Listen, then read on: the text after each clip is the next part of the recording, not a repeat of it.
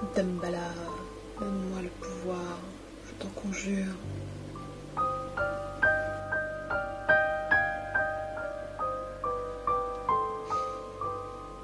Damballa, donne-moi le pouvoir, je t'en conjure.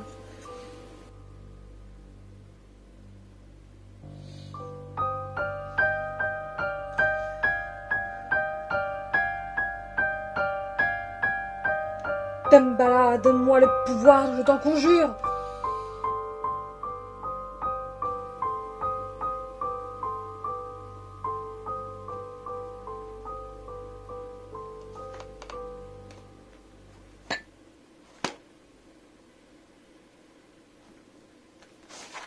Je suis con, pourquoi ça marcherait sur un DVD?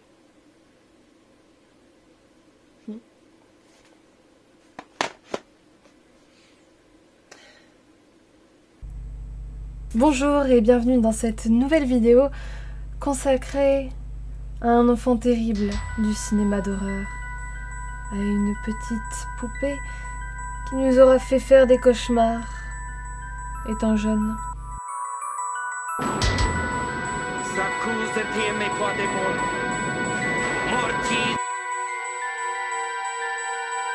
What do you think?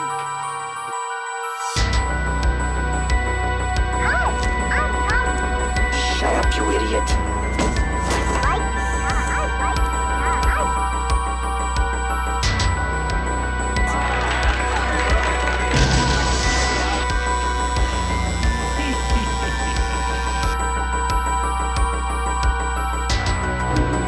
Ain't the size that counts, asshole.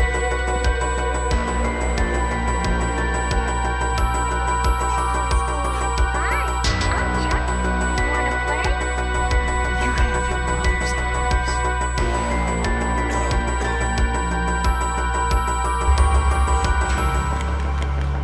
Hi, I'm Chucky.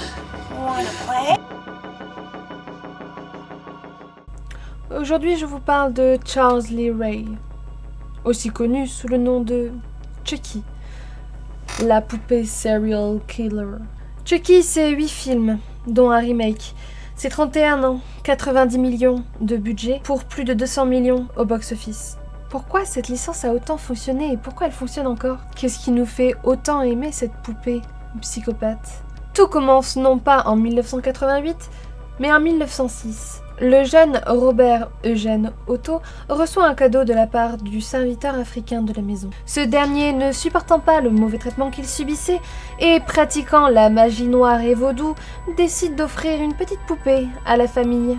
Le petit Robert s'y attache, lui donnant même son propre nom. Au fil du temps, le comportement du jeune Robert commence à changer. Il parle avec une voix plus grave, plus adulte. Peut-être était-ce lui, ou peut-être était-ce la poupée? On ne sait pas. Un soir, les parents de Robert entendent un bruit assourdissant venant de sa chambre.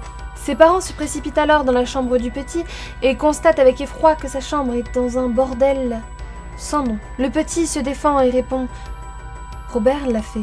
It's not me. Robert did it. » Ça ne vous rappelle rien?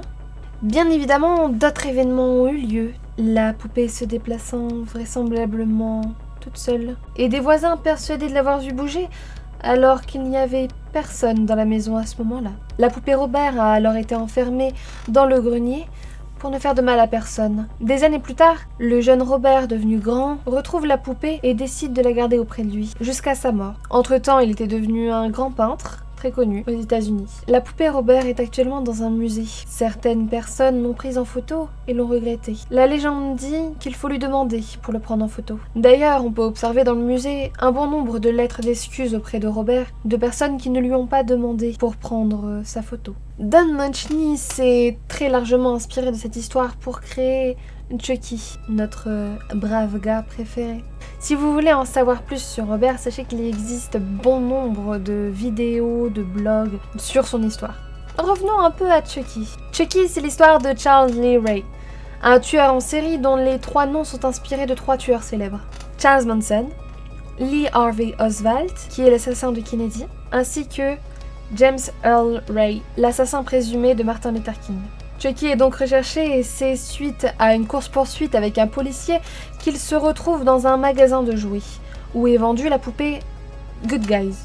Charles se fait malencontreusement tirer dessus à plusieurs reprises, heureusement grâce à ses connaissances dans le vaudou et malgré des blessures par balles mortelles, il arrive à transporter son âme dans celle de la poupée Brave Gars juste à côté de lui. Et c'est ainsi que naquit Chucky, la poupée de sang. Dans les 7 films dont Don Mancini a été le scénariste, on retrouve le même acteur, Brad Dourif, un acteur exceptionnel. Ce dernier joue Chucky, fait également sa voix dans les 7 premiers volets. On a pu voir Brad Dourif dans Vol au-dessus d'un nid de coucou, Dune, L'Exorciste 2, Mississippi Burning, Jungle Fever de Spike Lee, Le Seigneur des Anneaux, Alien la Résurrection, Urban Legend, Halloween de Rob Zombie. On a pu aussi le voir dans des séries comme dans X-Files, Fringe, Once Upon a Time, Esprit criminel, Les Agents du Shield, etc. etc. D'ailleurs, Fiona Dourif, sa fille, reprend en quelque sorte le flambeau en jouant dans La Malédiction de Chucky en 2013, puis Le Culte de Chucky en 2017. Je trouve que c'est un charmant petit clin d'œil. Alors Chucky n'installe rien de très nouveau, c'est-à-dire qu'on avait déjà vu des poupées tueuses avant, surtout des marionnettes tueuses. Je peux vous citer Teddy, la mort en peluche, sorti en 1981, Joey de Roland Emmerich, sorti en 1985, Les poupées, sorti en 1987 de Stuart Gordon, ou encore Day of Night, un film à sketch sorti en 1945. Aussi, sorti en 1978, soit 10 ans avant Chucky, on pouvait rencontrer une marionnette sociopathe qui possédait son propriétaire. Dans Magic, un film sur un magicien raté qui devient un ventriloque interprété par Anthony Hopkins. Ce film a été réalisé par Richard Attenborough. Oui. Oui. John Hammond. John Hammond. Je vous vois les fans de Jurassic Park. C'est fou quand même qu'en parlant de Chucky, j'arrive à parler de Jurassic Park. On peut d'ailleurs retrouver pas mal de points communs entre Chucky et Fats, notamment leur vulgarité et leur agressivité. Même si le genre de la poupée pantin, tueuse, psychopathe, vulgaire avait déjà été exploité avant Jeux d'enfant, c'est après Jeux d'enfant qu'on a pu voir une ribambelle de films de poupées tueuses. Je vous en mets 2-3.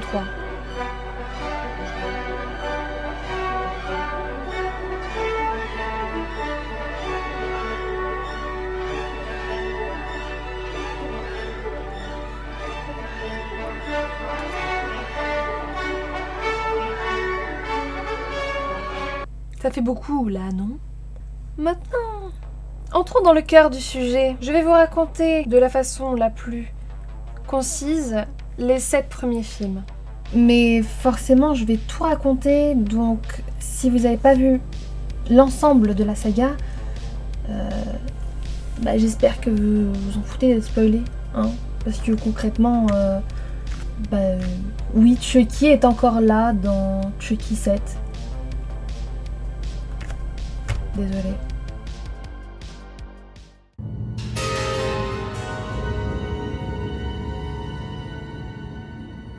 Chucky 1, jeu d'enfant, 1988, réalisé par Tom Holland. Le petit Andy est fan de cette poupée Good Guys dont il adore le dessin animé. Et il rêve d'en avoir un. Sa mère, élevant son enfant seule, n'a pas forcément les moyens de lui en offrir un. Mais une amie à elle réussit à trouver un SDF qui lui en vend un qui paraît défectueux. Elle l'offre à son enfant et commence alors des événements un peu étranges.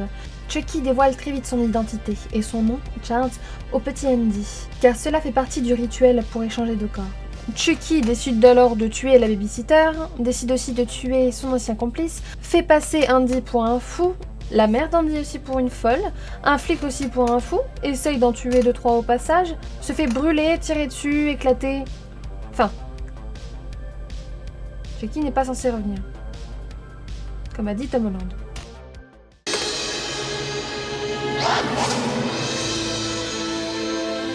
Chucky 2, la poupée de sang, réalisé en 1990 par John Lafia. 2 ans après le premier volet, la mère de Andy a été placée dans un hôpital psychiatrique et Andy se retrouve dans un orphelinat. Il est considéré comme mentalement dérangé, mais il est placé chez une famille d'accueil dans laquelle se trouve déjà Kyle. Pendant ce temps-là, le PDG de Good Guy Inc. prend la décision de relancer la production de ses poupées trop choupinettes. Et c'est alors qu'il réassemble Chucky, tuant un employé au passage. L'assistant-chef récupère alors la poupée, qu'il le tue, et réussit à retrouver la trace d'Andy pour finir l'incantation vaudou afin de changer de corps. Il prend la place de Tommy, la poupée Good Guys déjà présente dans la famille d'accueil, refait passer Andy pour un fou, tue 2-3 personnes dont le père de la famille d'accueil au passage. Andy, pris pour un petit sociopathe, retourne à l'orphelinat. Kyle démasque Chucky puis celui-ci assassine la mère de la famille d'accueil, Joanne. Chucky prend alors Kyle en otage pour retrouver Andy. Il le retrouve, tue l'assistante sociale, se dirige vers l'usine Good Guy, se battent, tue une personne au passage, se rebattent, se rebattent, et Kyle et Andy réussissent à le faire fondre grâce à du plastique en ébullition. Et Chucky est mort? Peut-être? Bah non, il y en a 5 autres.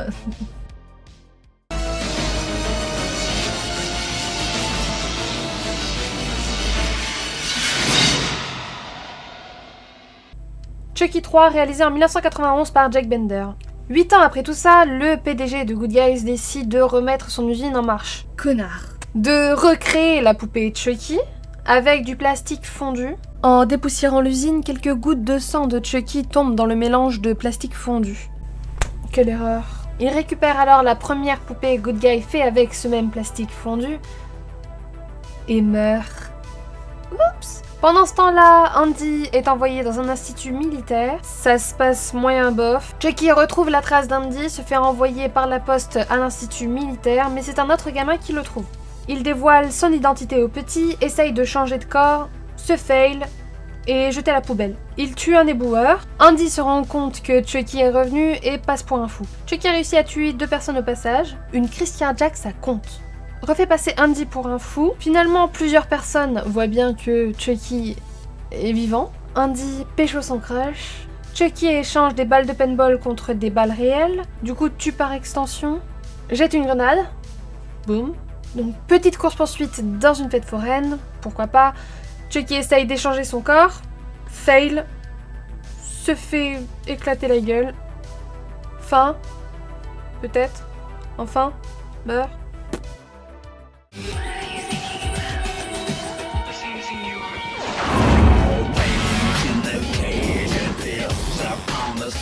Chucky 4, la fiancée de Chucky, réalisée en 1998 par Ronnie Yu. L'ex-copine de Chucky, Jennifer Tilly, je t'aime.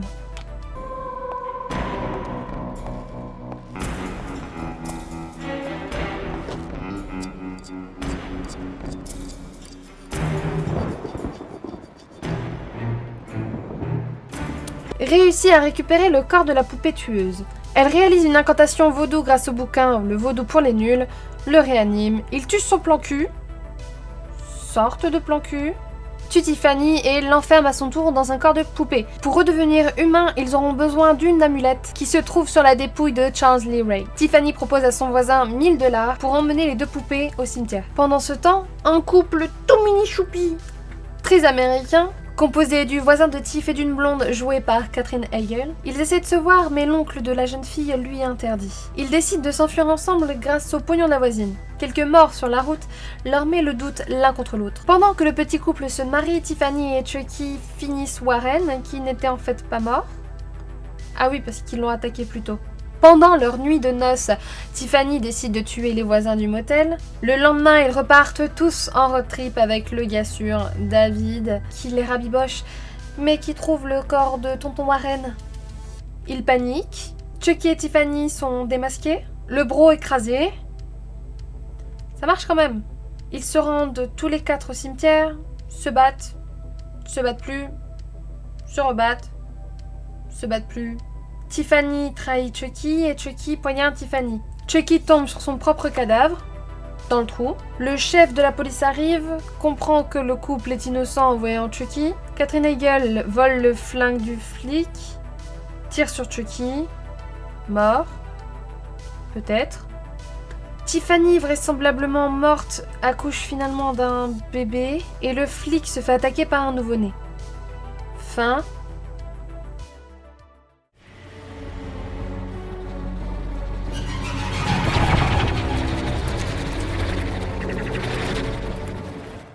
Chucky 5, le fils de Chucky, réalisé en 2004 par Don Mancini.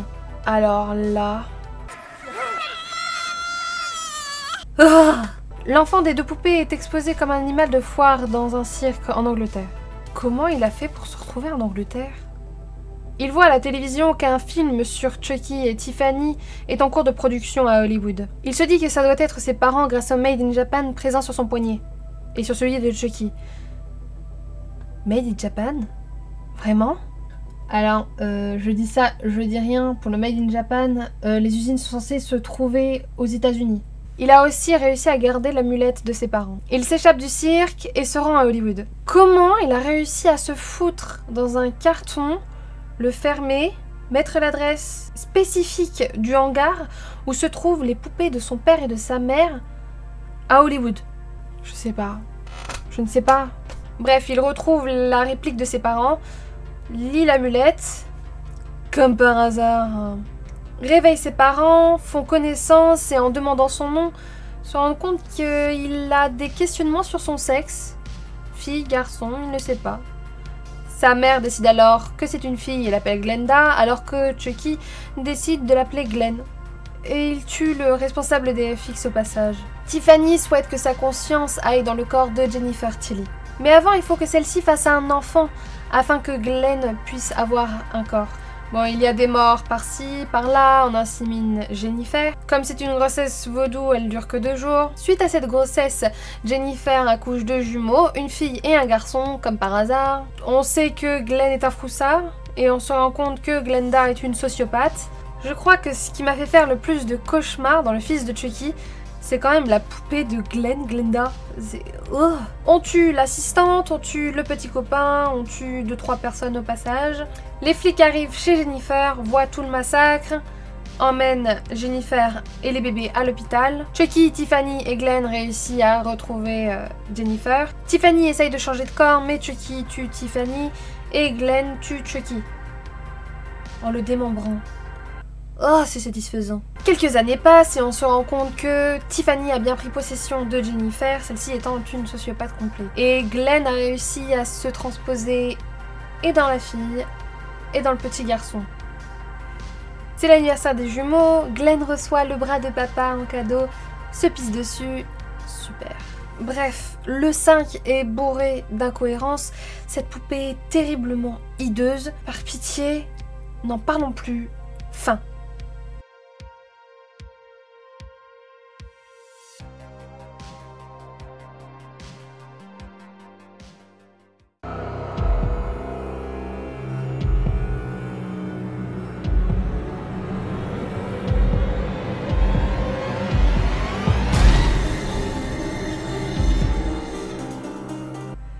Chucky 6, la malédiction de Chucky, réalisé en 2013 par Don Mancini. Nika, interprétée par Fiona Durif, est une jeune femme handicapée vivant chez sa mère, dans une grande demeure, avec un ascenseur. Cette dernière reçoit un colis, une poupée qui ressemble particulièrement à Chucky. La mère meurt. Oups. Alors la sœur de Nika revient à la maison en compagnie de son mari, de sa fille et de la babysitter afin de revendre la maison et de s'enfuir avec la babysitter. Suite à l'enterrement et accompagnée du prêtre, la famille regarde quelques cassettes avec comme par hasard un petit voisin un peu étrange dans le fond. La petite Alice trouve Chucky et se prend d'affection pour la poupée, qui fait 2-3 bêtises, notamment verser un peu de morora dans la soupe. Sur le chemin du retour, le prêtre a un malencontreux accident. La poupée fait passer Alice pour une folle, tue la babysitter, la mère, le père, avoue à Nika qu'il est Charles Lee Ray, qu'il a torturé sa maman quand elle était enceinte, et que c'est de sa faute qu'elle est handicapée, et qu'il a au passage tué sa maman. Nika passe pour une folle auprès des flics. Elle est jugée et finit dans un hôpital psychiatrique. Un flic récupère Chucky pour le revendre, et se fait tuer par Tiffany. Petite sensation de déjà-vu, dis donc. Cette dernière envoie Chucky chez la grand-mère d'Alice pour qu'il finisse le travail. Je vous laisse regarder la petite scène post-générique. On a droit à un petit caméo très sympathique.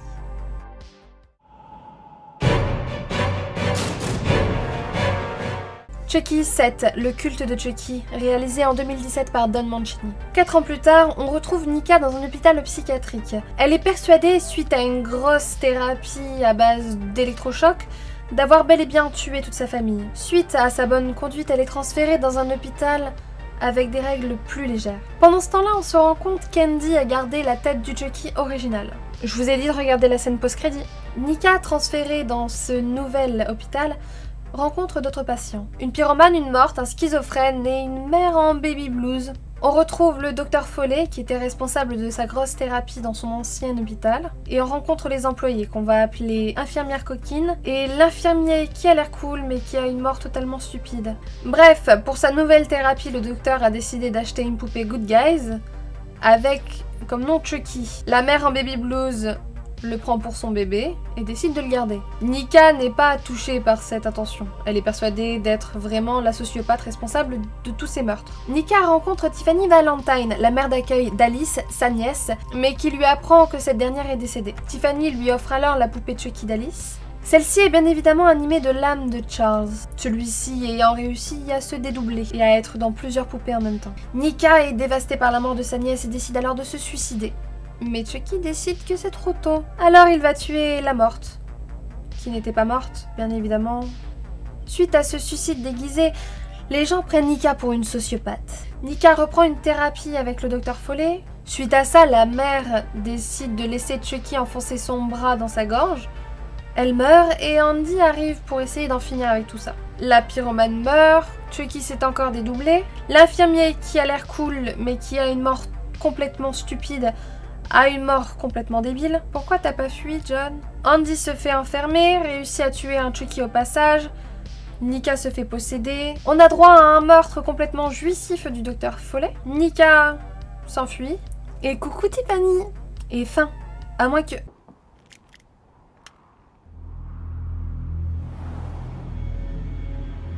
Kyle? Andy sent me. We're gonna have some fun. Coucou Kyle! Voilà. C'était pas très concis au final. Tout ça pour dire que Chucky ne meurt jamais. Pour le remake, donc le 8e opus, je ne vais pas vous raconter l'histoire, je vais vous laisser la découvrir par vous-même car le film est plutôt cool. Il est sorti l'année dernière et il est assez jeune, alors je vais vous laisser le découvrir. Alors, pourquoi parler de Chucky? Comme a dit Tom Holland, j'ai fait tout ce que je pouvais pour débarrasser Andy et sa mère de ce maudit Chucky. On le voit bel et bien mourir, criblé de balles, brûlé, décapité, réduit en cendres. Pour moi, la poupée était morte, bien morte. Mais je me suis vite rendue à l'évidence que les spectateurs n'y croyaient pas. Pour eux, il était déjà clair qu'il y aurait bientôt une suite. Chucky, bien plus qu'un film d'horreur, est aussi une satire sociale. Une critique de la société de consommation américaine, à voir toujours les produits dérivés, Barbie fait du ski, Barbie en avion, Barbie en auto-tamponneuse. Pourquoi Chucky a autant fonctionné? À l'époque, les films sur les serial killers étaient plutôt répandus. Il y avait Michael Myers, il y avait Freddy, il y avait Leatherface, beaucoup de serial killers à l'apparence humaine. Et pour Chucky, la poupée, on ne s'attend pas non plus à ce que notre meilleure amie poupée soit un réel danger.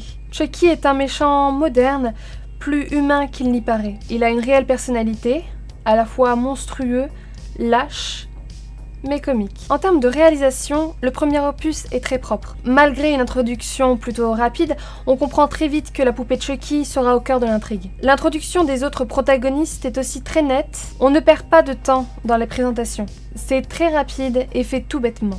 Le premier plan dans l'appartement est un travelling sur la droite couplé avec un panoramique sur la droite nous présentant divers jouets et un appartement un peu en bordel. Le ménage négligé, on peut supposer que l'enfant est souvent à sa merci, ce qui nous est confirmé juste après, Andy déguisé en good guy préparant le petit déjeuner de façon très maladroite à sa mère.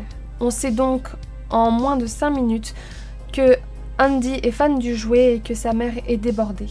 Même si on peut deviner que la poupée est bel et bien en vie, même avant le premier meurtre, ce n'est qu'à partir du moment où la mère d'Andy le démasque, au milieu du film, qu'on le voit sous son vrai visage. Le film utilise également le processus de double focale, ou demi-bonnette, utilisé longtemps avant par Orson Welles dans Citizen Kane, et pas Metropolis, et de très nombreuses fois par Brian De Palma entre autres. Il s'agit d'installer une lentille spéciale, coupée en deux, qui permet de faire la mise au point sur deux éléments, un au premier plan et un autre au second plan, afin de mettre les deux éléments importants en lumière et créer un effet spécial de profondeur. Ici au premier plan, Maggie et Andy et Chucky au second plan. Un élément étrange se passe sous nos yeux, mais nous avons comme la même réaction de Maggie de ne pas prendre cet élément au sérieux. Ce procédé est d'ailleurs réutilisé dans la malédiction de Chucky des années plus tard. D'ailleurs, l'ascenseur dans la malédiction de Chucky est très ressemblant à celui du premier opus. Toujours dans Jeux d'enfants, le décor a été construit à 1,50 m de hauteur afin de permettre aux techniciens marionnettistes de manipuler la tête de Chucky ainsi que son corps. Ils étaient d'ailleurs 9 uniquement pour rendre vie à la tête de Chucky. Cette technique portant parfois ses limites, Tom Holland utilise surtout la Steadicam pour les plans subjectifs où Chucky se déplace de façon rapide. Parfois c'est d'ailleurs Edgate, un acteur atteint de nanisme qui endosse le costume de Chucky pour les plans plus larges ou plus complexes, notamment le passage où la poupée est brûlée vive. Les films comptent diverses références, dont Psychose dans Chucky 2, Full Metal Jacket de Stanley Kubrick dans Chucky 3, ainsi que Shining dans Le Fils de Chucky. Il y a d'autres références, mais je les ai pas comptées. Avec ces références qui portent à faire sourire, ces meurtres jouissifs et toujours plus originaux, Depuis le boulevard de la mort, j'aime l'écrasement de pastèques. et même si en termes de réalisation la saga s'affaiblit et s'essouffle au fil du temps, Don Mancini nous a apporté une histoire propre et originale à une poupée tueuse en série qui ne cesse de revenir et reviendra sans doute encore longtemps, pour le plaisir des fans et l'effroi des âmes sensibles. Don Mancini a confirmé que la saga Chucky était loin d'être finie. D'ailleurs, il a parlé d'une suite, d'une série, et il a aussi parlé d'un retour probable de Glenda. C'est donc avec un regard amusé, mélancolique et nostalgique de cette peur que j'ai pu ressentir quand j'avais peut-être 10 ans la première fois que j'ai vu Jeux d'enfants que je vous laisse. En espérant vous avoir donné envie de vous pencher ou repencher sur cette saga inépuisable et sur Jennifer Tilly. Je l'aime.